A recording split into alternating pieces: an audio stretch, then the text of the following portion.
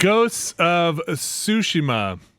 Yes. All right. What do you got? So Jeff, you played some. Alex, you played a decent amount. What's up? Yeah, Jeff, where are you in that game? Just started the second act. Okay, I'm almost done with it. I'm pretty sure I'm on like the last stretch of story missions and just doing a little bit of cleanup around the last area. About how many hours is that, you think? So I'm the worst hour estimator in the world. Like, if I don't set a timer, I'm never actually going to understand it. But I would say my guess is it's probably around 35. Oh, wow. Okay. Probably is where I'm at, if I had to guess. Tell me all about it. It is. All right. So it is an open world game in the grand tradition of modern open world games. If I had to draw an analog to it, I would say it most reminds me of the Assassin's Creed games before they kind of went full RPG. Okay. There's no gear collecting, really. I mean, there are some armor sets you can get, but it's not like you're getting loot drops off of enemies. All you're really getting off of them is like crafting materials you use for upgrades. Mm-hmm. And the other game it kind of reminded me of, in a less good way, is the Mad Max game, which is to say that it is a very pretty game that I have largely found to be fairly dull. Oh. There are moments in it that I think are very cool, and a lot of those moments repeat in ways that make them seem less cool as you continue to do more things that are exactly like them. Totally.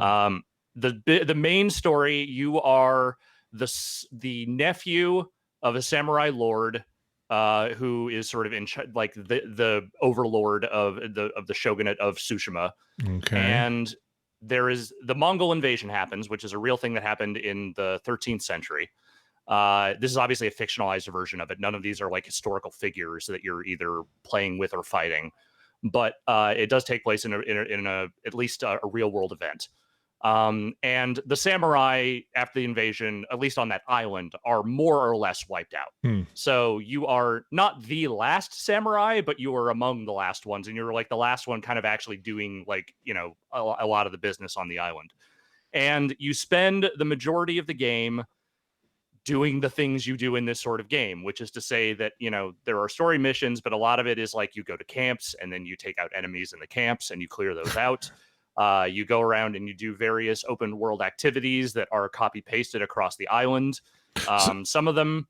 Sorry, go ahead. Who are the enemies? Are they the Mongols? The enemies are the enemies are the Mongols. They are bandits that also are you know, sort of using the chaos on the island to sort of attack others. And then there are also like wandering Ronin samurai that are bad guys as well. Who've just a samurai without a state or whatever, without a. Well, I don't want to get to like there's plot reasons for why they become embroiled in the whole thing that I'm not going to give away here. But the reality is that I forget all my like 14, 15-year-old samurai hierarchy, like the Ronin, Shogun, Daimyo. I can't remember all the different. So Ronins are the ones that don't have a like a. They're masterless. Yes. Masterless. Okay. Okay. They're sorry. Essentially mercenaries. Please continue. Okay, so there are things about this game that I certainly enjoyed. I think the sword play, while not flawless, it's a neat combat system. Like a lot of it is very reactive. You know, if you just kind of run at dudes and just swing your sword like crazy, like it doesn't really work super well. You kind of need to have. There's these 4 different stances that sort of apply to different enemy types, and you kind of need to switch between them. You need to sort of pay attention to like who's attacking you. And so there's a lot of like parrying and like doing perfect parries to get like, you know, counterattacks and that kind of stuff. But you're also using ninja shit. Like you're just like fucking throwing kunais at dudes. Like you're using sticky bombs and smoke bombs and shit. Hey, it's all that ninja, stuff that you would different than kind of samurai, Alex. Thank you. Yes, they are. Thank you. That is actually the narrative thrust of the game is this notion that Jin, your protagonist, is using tactics in warfare that are not becoming of the honorable samurai. And I wish I could tell you that the game had anything particularly interesting to say or do with that notion, but it does not. It literally is like well, the samurai don't really like it when you do that, but also nobody who is involved in the actual on the ground operations you're in ever tells you you're really wrong, save for a couple of people. And in general, it is very much like, yeah, no, the old conservative samurai just don't get it, man. They just don't get that, like, this is what warfare is now. Smoke bombs and throwing knives. Yeah. So I don't, Jeff, I'd be curious to hear how you feel about it. My feeling on it is that the only reason I really enjoyed playing this game, which is not to say that it's really bad in any specific way, it's just that it's doing the open world things that I very easily fall into a rhythm with, which is to say that, like, it's map clearing, it's just ticking off boxes. It's a lot of the formula without much that's particularly inventive. Yes, I think characterizing it as very dull is spot on. There's not a lot of life in this game. I think I became very bored with it very quickly and just kind of kept playing to see if that would change in any sort of meaningful way. And I think things tick up a little bit, but definitely not in a way that had me, sort of looking forward to going back and playing it. I think that first hour of this game is very bad. It's a drag. I think it's got a very bad first hour that I was kind of shocked at, as do like the sort of first impression you get from this game. But it's not that it's a particularly bad tutorial, it's just that it's just a slog and it's boring and nothing, like, obviously stuff is happening, but like none of it lands really in like an emotional, impactful way. Well, how much of it is the sorry, Jeff, do you want to? Sorry, I didn't want to cut you off. Hold that. Yeah, we'll come back to it. So, I do think the sword play, that's the best part of this game by far. I think there's an awful lot of like repetitive sort of stuff that you just get so used to seeing, especially even like the way enemies sort of counter your attacks or even die. Like, you could kill two guys at the same time and you sort of get this carbon copy like reaction from the same sort of thing, which I don't know. It's fine. It just for me, it just, it fails to keep me engaged in a way where I'm just like, oh, I'm just sort of mowing down these like, sort of soulless, things. It's just, I don't know. For me, that I need some of that in a game to sort of like feel what I'm doing is important. And I just don't get that vibe where you just sort of go to these, I guess you can call them strongholds or whatever you want. Yeah, there's camps, there's forts, there's all sorts of those things. And it's just that same sort of monotonous clear out kind of thing. I think it's crazy that they found a way to put red exploding barrels in this game. I think like that I thought was really kind of fascinating. How are you igniting them? You have like fire arrows? You have explosive arrows and stuff. Okay. You can even do it with a non-explosive arrow. You can just sort of hit it. Yeah. With an arrow? With an arrow. That'll do it. Yeah, there's just explosion inside. It's not actual it's not like a liquid. It's just there's actual explosion in the barrel, and then as soon as you open it up, boom. Explosion under pressure. And I didn't even talk about the barrels or the hornets in my video that I did, but like there's just these like hornet gatherings that you can disturb that really piss off the Mongols or anyone alive. They would. Yeah. I more than anything else, I found that the stealth in this game, while completely functional, is way less fun to use than like even the Assassin's Creed games from like 4 or 5 years ago. Like using the distraction elements and the different like stealth mechanics, like in those games, I feel like even if something goes wrong, it's like fine, but I can still get through like half of one of those like giant forts, stealth wise, and having fun with it.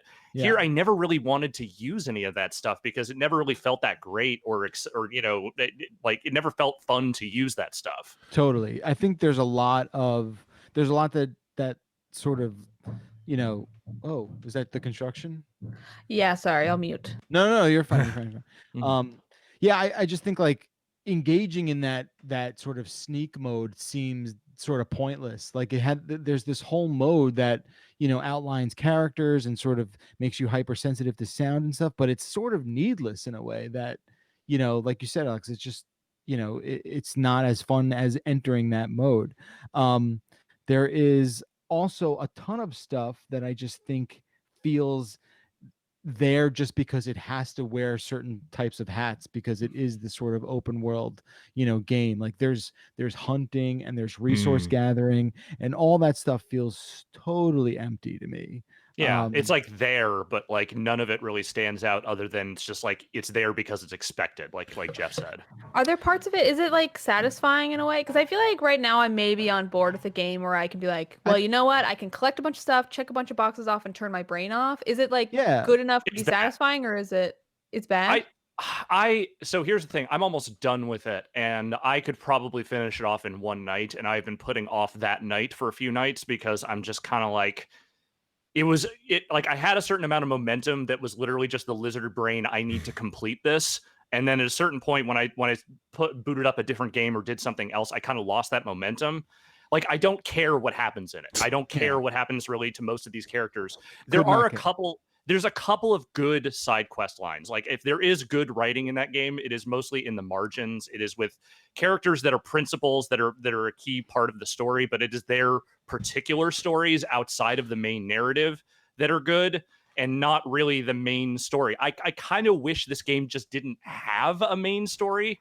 I kind of wish it was like more serialized in a way, like say like, I don't know, like a Lone Wolf and Cub thing where it's just a series of adventures featuring this character as opposed to this big, military invasion narrative, because nothing that happens during any of that is interesting or worthwhile or really anything other than just deeply predictable. So Abby, I think Alex said it's that, not it's bad when you said it's that. It's that. Okay, gotcha. And so Alex, you haven't well, I have three things to add, or two commentaries. And then, well, no, it doesn't matter. It doesn't matter. What order do you want to go in? Go for it. First off, so Alex, you haven't finished it quite yet, right?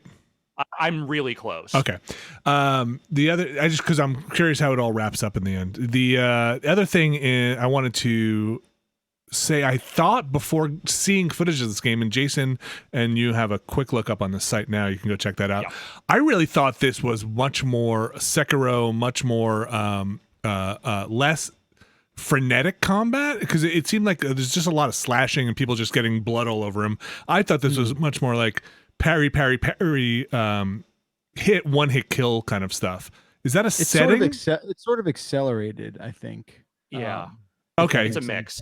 Okay, it's a mix. All right, because some of the stuff I saw when you guys were doing a quick look looked like, oh, you just slash this guy like 7 times and he just backs up, and then you maybe it was just the more dual stuff that was like that. Yeah, the duels are definitely where like you need to be the most careful about like parrying and blocking and sort of like watching for unblockable attacks and that kind of stuff. I mean, it's never anywhere near as complicated as like say a From Software boss fight or anything like that, but it is more it requires a little more thinking and a little more strategy than most of like the group fights where it is just grunt enemies that have 3 or 4 types, and then you just figure out which stance works best on them and then kill them all very quickly. So not as maybe as technical or as timing based as like a Sekiro or something like that on the grunts. Not nearly as much. No. Okay. The other thing I wanted to ask both of you is, clearly this takes its cinema roots pretty seriously, or at least tried to. How does that stuff play out? Did it affect the game at all? I mean, Alex, you've got familiarity with the genre. Does it work? It's a couple of things for me. This feels very much a Western fantasy of Japan, not a thing that feels exactly like samurai cinema is a wide, varied, multifaceted genre. There's all sorts of different ways, filmmakers have approached it over the decades, but this one feels very Hollywood. Like, it doesn't really... It has this like kind of grand sweeping notion, and obviously they are trying to play into some of the Kurosawa stuff with the Kurosawa mode in particular. Is it named that? And it is literally named that. And they went out. They emailed Kurosawa's grandkids, and they said, "Yeah, sure, fuck, I don't know." But yeah, so it just doesn't feel like those movies really. There are shots that look like it. There are scenes that definitely like evoke some of the moments from like some of the more famous samurai films, but the whole thing has a very Hollywood pacing and presentation to it that doesn't read that way to me. I don't think it's awful. It's just not particularly...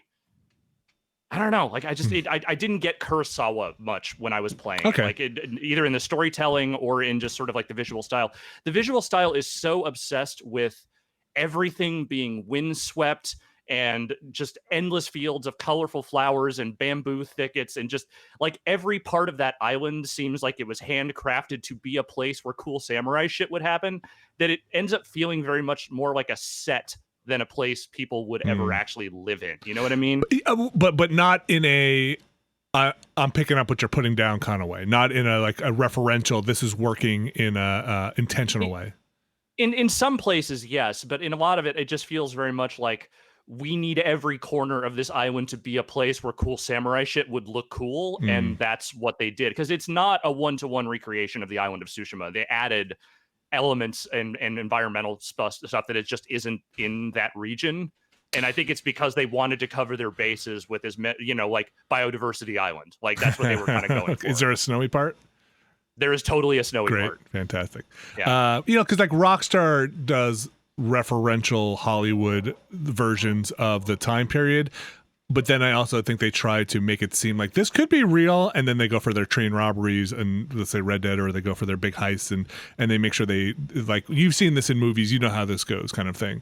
Yeah. Again, I think there are parts of the story, and there are certain characters that feel like they are inspired by certain elements of samurai cinema, but like none of it really resonates in it's super fucking cool that they did this kind of way. It's more of just like, yeah, I mean, yeah, you're doing samurai stuff, so I get it. Yes. All right. Anything else you guys want to talk about? Alex, you'll probably finish it up, I assume. Yeah, I mean, I'm going to finish up this week. I was a little bummed out, and I understand this is not a small amount of work, and I kind of understand why it is this way, because I'm sure they prioritize their English script first, but the Japanese language track, which there is a full one, the lip sync and the animation, like emoting, doesn't really feel in step with the Japanese language track. And I'm not suggesting they should have gone in and, hire spend months and months and months crunching, just trying to make sure that all that shit lined up. But for a game that is very specifically referencing, Japanese cinema, and is, presenting itself that way, it was kind of a bummer that the Japanese language track felt like not the ideal way to play. Like that was the add-on one. Like that was the and similarly with like the Kurosawa mode thing, like it doesn't look bad. It doesn't really look like the movies they're referencing, but it doesn't look awful. Like I think in some scenes it actually looks pretty nice. But there are sections of that game that have color-coded objectives. Like you need to go find the blue flowers, or what have you. And when you're playing in that mode, which is black and white, you can look for the highlighting, but it is not as easy to see as it would be if you were just playing in color. And honestly, the game just looks better in color anyway. Like it just there's so much going on with like the HDR and the way color is used in the game. Like it just looks better. And again, I think it's cool they did the black and white thing, but calling it Kurosawa mode is real wild, considering Kurosawa totally made color films too. It's not like he invented the idea of doing black and white samurai cinema. I get it why you go that route, but I don't know. I'm still curious about it. I don't think it's quite what, and maybe this is my fault from just not keeping up with it, what I thought it was going to be, but I'm still curious about it, and we'll see. I'm not super eager to play it. It's only very recently did it like totally become clear what that game is. I feel like right. Yeah. I think I saw it at E3 a couple of years ago, which is where I had the talk with, I think it was Nate Fox, about the idea of doing the black and white mode. Yeah. And like that demo, I remember I got to the part from that demo very late in the game. I was kind of surprised how far in that was. But I realized in watching it, it's like, oh yeah, no, this is always what this game was. It was always designed to be this very like, here is your open world formula game. It's just that they were very careful about showing some of their most cinematic moments ahead of it, which makes sense. But it's a lot of that game is busy work, and even things that are meant to be, sort of like nods to sort of like the peacefulness and the tranquility of the environment. Like you go and you find these fox dens, and then you follow the fox to an Inari shrine, and then you pay tribute to the shrine, or you get into a fucking onsen bath and reflect on different things, or you literally write haikus out of like chunks of text that maybe go together and maybe very much do not, which is hilarious and not how haiku works. those things lose some of their tranquility when they are made a part of the busy work, and that they very much are in this game. So I feel like a lot of the things they kind of strive for, and maybe we're like trying to angle toward, just don't play as well in a game that is as formulaic as this one is. All right, Ghost of Tsushima. Moving on. Let's just bounce over to there you have it.